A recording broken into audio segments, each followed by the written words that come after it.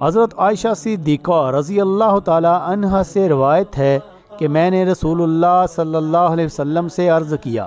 کہ مجھے بتائیے کہ اگر مجھے معلوم ہو جائے کہ کون سی رات شب قدر ہے تو میں اس رات اللہ سے کیا عرض کروں اور کیا دعا مانگوں؟ آپ صلی اللہ علیہ وسلم نے فرمایا، یہ عرض کرو، انک عفو کریم تحب العفو فاعف عنی،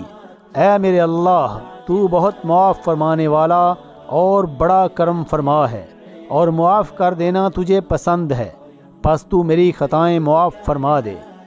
حضرت ابو ہریرہ رضی اللہ تعالی عنہ سے روایت ہے کہ رسول اللہ صلی اللہ علیہ وسلم نے فرمایا، رمضان کی آخری رات میں آپ کی امت کے لیے مغفرت اور بخشش کا فیصلہ کیا جاتا ہے۔ آپ صلی اللہ علیہ وسلم سے دریافت کیا گیا، یا رسول اللہ کیا وہ شب قدر ہوتی ہے؟ آپ صلی اللہ علیہ وسلم نے فرمایا کہ شب قدر تو نہیں ہوتی، لیکن بات یہ ہے کہ عمل کرنے والا جب اپنا عمل پورا کر دے تو اس کو پوری اجرت مل جاتی ہے۔